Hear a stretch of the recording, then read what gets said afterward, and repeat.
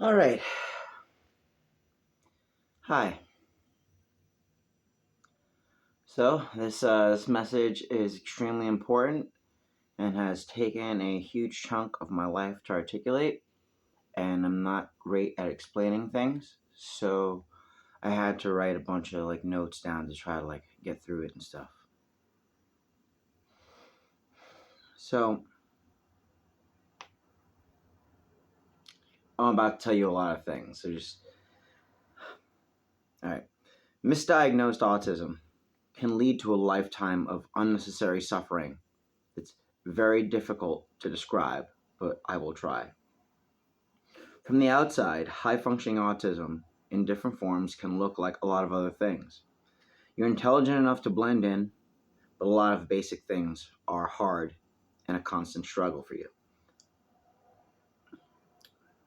The dangers of misinterpreting what this is can cause you to treat the person with this affliction in totally adverse ways that you don't mean to in the first place. For instance, the need for things to be in a particular order, in a particular way, because that's what makes their mind comfortable, can often look like narcissism from the outside, especially if they look totally normal physically. The way that you're shy in groups and in physical interactions, causing you to emotionally implode, from the outside can look like you're just careless. The inability to reach out to other people, the inability to ask questions and to talk to other people can look like thoughtlessness. The inability to read social cues on the outside could look like ignorance. Your learning disability from the outside to other people who have an atypical mind can look like laziness. Your need for physical affection and your need to actually be close with people can be seen as childishness. And your ability to expose vulnerability can be seen as regression, like a regression to childhood or something like that. And the natural talented abilities that come with that characteristic can be treated as something that you're methodically choosing and as an evidence of a specific kind of intelligence. But once you make these mistakes, once you make the mistakes of misinterpreting all of these things, you're more committed to how you've categorized the person than actually being with them. Because every symptom is being dismissed because they appear normal. Now, since they might not be able to actually express themselves, because to them every concept is totally abstract, without you interactively acknowledging them, you leave the weight of all their symptoms on them alone, without them being able to articulate anything or feel safe. And they don't feel safe because you don't have an environment that is sensitive to the needs of what their mind needs to operate. That misinterpretation is an unintentional daily abuse for the suffering. And it's literally because they don't fit into the model of what is seen as basic or functional intelligence. That misinterpretation puts them into a corner where they have to pretend to fit in while having no way to reach out into the world. The more times that interpretation happens, the more affection is taken away again and again, because those observing on the outside are committed to seeing their symptoms of the condition as selfishness or an immature dependency, especially if you're a male, because you're expected to have a certain amount of competency, of intelligence, and of strength and social assimilation by a very specific time to prove that you're truly a man, or whatever is known in most cultures or whatever to be a man. The important thing to remember is that their sensitivity to sensory experiences is not weakness and shouldn't be treated as such. And the act of treating that sensory sensitivity like weakness could cause them to feel like a burden, which they shouldn't feel like, especially if they're like a child of yours or a relative of yours or your parent or your sibling or something like that. When the brain misinterprets those symptoms as selfishness or carelessness or just absent-mindedness, atypical minds will start to give it less and less affection, neglecting it more and more. Because on the outside, you just see a normal person not giving a fuck. And you're not noticing that they're showing all of these obvious symptoms, the way their eyes move, the way their hands move, the way they look and behave in every single second. You're ignoring all of these things which are obvious if you know, but if you don't, they just kind of like go over your head. That kind of sensitivity to experiences can cause a mind to experience extremely deep perspectives at very young ages, often causing them to behave old and young at once, because they can feel the spectrum of energies that exist and are happening in everything at all times. For instance, school especially can be terrifying and a maddening experience that repeats trauma every day, because they need to learn in one-on-one in quiet spaces. And that is just an overcoming wave of so much energy around them that it's overloading. And simply because this is so different and requires close affection, guidance, and love, they're treated as sick or just blatantly inconvenient. Because of that inner depth into the sensory electricity of everything around them, it's harder to learn new things because you already have a bunch of information filled into you. It's hard to fill a cup that's already full, if you know what I'm saying. And it's also hard to perform simple tasks because you have so much energy running around through you all the time. So even when they look like they're doing simple things, they're working harder than you because they're trying to blend in to the energy of everything else. And by evaluating them as just having this kind of basic intelligence, you deny them the acknowledgement of how hard they're working to fit in and the affection and interaction that they need to actually grow progressively. The strict black and white standards of what is smart, dumb, adult, childlike ignores the multitude of capacities that all of us have within us. That's always there. And it also dismisses millions and millions of useful minds that could contribute to society in amazing, beautiful, intellectual ways. A few examples of errors in what people think that traditional intelligence is. These are the errors in what people think intelligence is. More independence does not imply more deserving. More social does not imply more loving. More assimilation doesn't imply more maturity. Slow does not equate to a deficiency. Gentle doesn't mean weak. More regimen does not imply more caring. For certain kinds of autism, the magic that exists in childhood, I don't know if you remember. I mean, I'm sure if you're a person that's in touch with the journey of your own life, you remember to some extent that magic that you felt when you were a kid. How just all of life had this self-evident beauty and magic to it without needing any explanation. See, for most minds, that disappears. It disappears after you're like 4 or 5. It just kind of like fades into nothing as you get older and older. But for some minds on that spectrum, on that autism spectrum, it never goes away. So you can feel that like super intelligent magic that you once felt, and it carries on. And it kind of disrupts you from participating in society because society's given up on that magic and you still feel it erupting within you. You feel that furnace of creation and knowledge and beauty that you felt when you were a kid, but it's not a childish thing. It's something that's inherent to the beauty of the universe. And because you exist in that vibration, the art just kind of comes with that.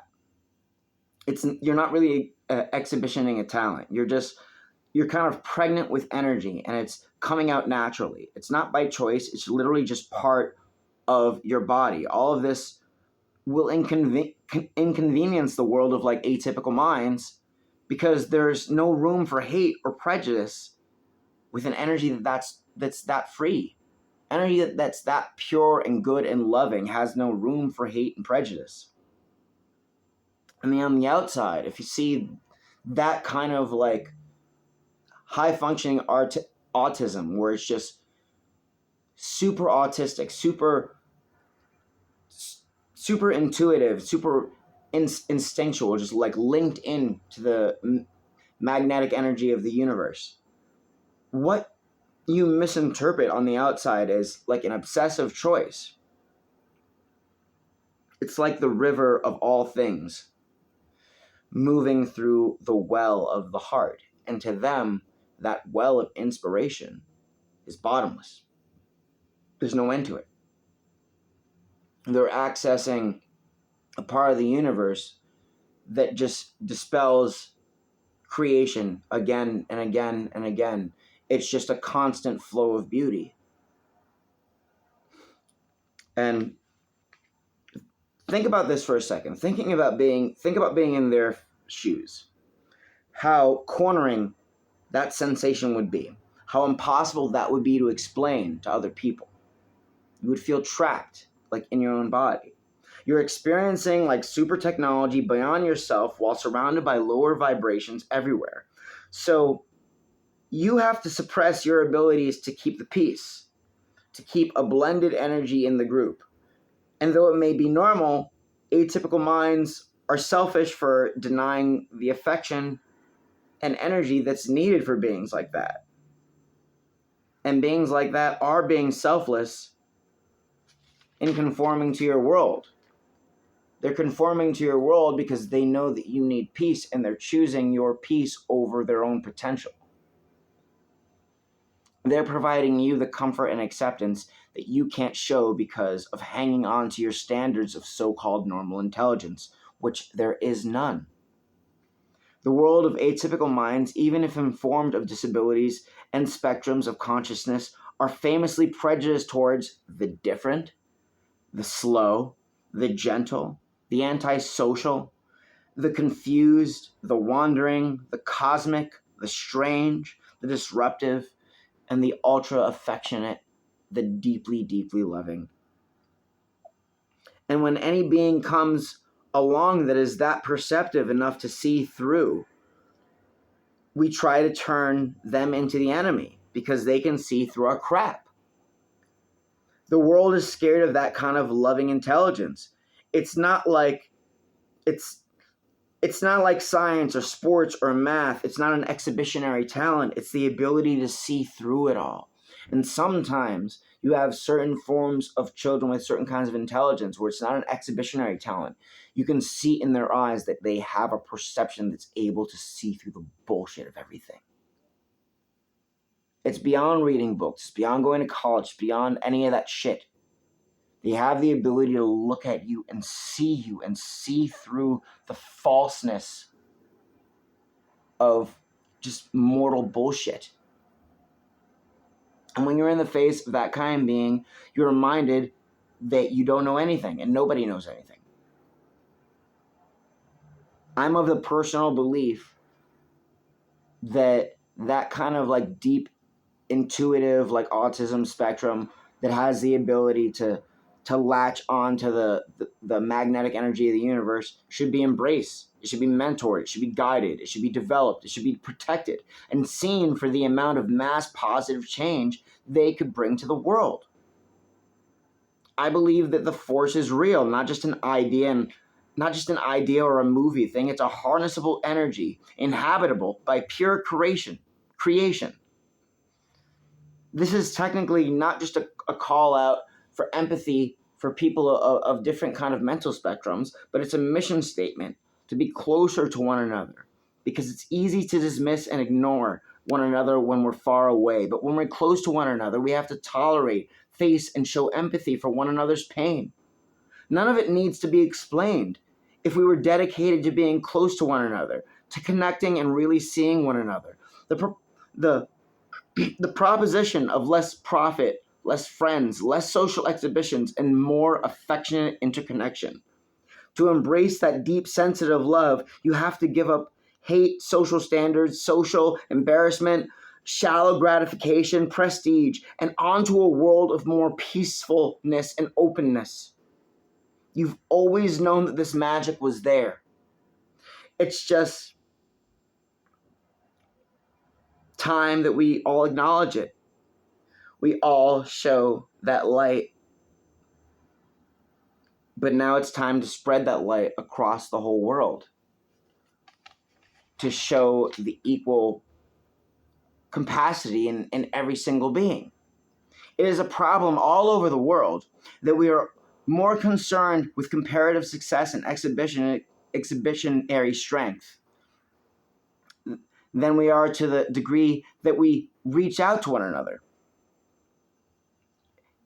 It would be to be more concerned with honor than communication and evenly flowing energy is selfishness at its best. And appearing to be more caring because you fit in isn't more loving. You're just mooching off of the fact that you fit into a mold.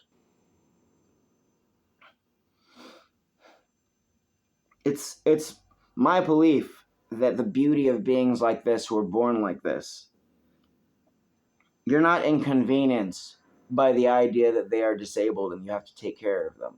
You're inconvenienced by the implication that it's a gift.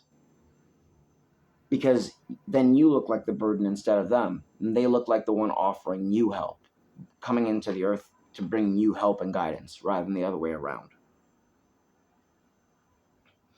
To feed acceptance and affection to those who succeed and fit in most is darkness and cowardice before the peer pressure of social order. And to prioritize our standards over our love is to doom ourselves till the end. There is a romantic essence to the universe. And more than and more than to fall in love is our journey to accept the love that we are already in. Not to fall in love, but to accept the love that we are already in.